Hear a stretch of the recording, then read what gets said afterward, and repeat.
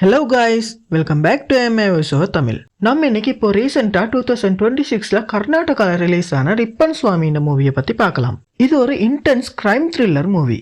இந்த மூவி கர்நாடகால ரிலீஸ் ஆனாலும் இப்போ எல்லாராலும் பேசப்படக்கூடிய ஒரு ராவான மூவி.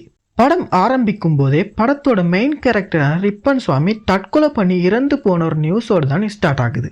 இந்த இன்சிடென்ட் கர்நாடகாவில் ஒரு சின்ன கிராமத்துல நடக்குது. ரிப்பன் சுவாமி ஏன் இறந்து போறாரு, அவர் யாரு, இந்த கேள்விகளோட கதை பிளாஷ்பேக்குள்ள போகுது.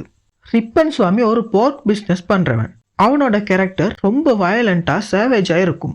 அவன் பச்சை இறைச்சி சாப்பிடுற அளவுக்கு ஒரு மிருகத்தனமான மனுஷனா தான் காட்டியிருப்பாங்க. அவனுக்கு மங்களான ஒரு மனைவி இருக்காங்க. அவங்கள ரொம்ப பொசசிவா ஒரு கேஜுக்குள்ள வச்சிருக்கிற மாதிரி தான் நடத்துவான். இவனுக்கு வில்லேஜ்ல நிறைய எதிரிகள் இருக்காங்க.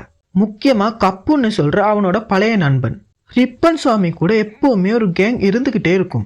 ஆனா கதையில ஒரு பெரிய ட்விஸ்ட் எப்போ வருதுன்னா, ரிப்பன் சுவாமியோட ரொம்ப நெருங்கிய நண்பனான சந்தோஷ் சடனா காணாம போயிடுறான். அப்புறம் இந்த மிஸ்ஸிங் கேஸை இன்வெஸ்டிகேட் பண்ண அஞ்சுமல்னு ஒரு போலீஸ் ஆஃபீஸர் வராரு.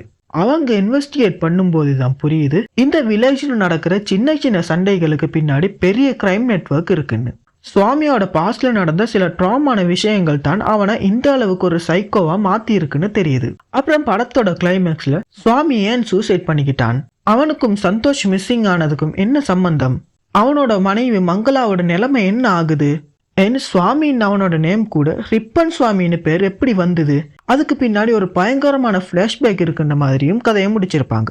மூவில ஹைலைட்டே விஜய் ராகவேந்திரோட ஆக்டிங். இவரோட பாய் நெக்ஸ்ட் டோர் இமேஜை தூக்கி போட்டுட்டு ஒரு ரா லுக்ல ஆக்டிங் வேற லெவல்ல இருந்துச்சு.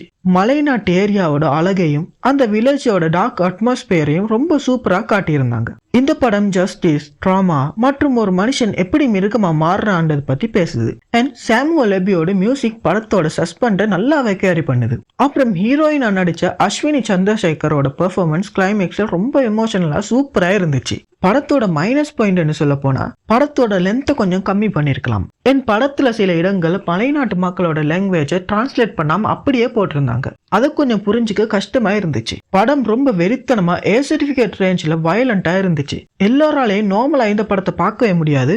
ஆனா நீங்க காந்தாரா மாதிரியான மூவிஸ் விரும்புற ஆளா இருந்தா இந்த படம் ஒரு மஸ்ட் வாட்ச் மூவி.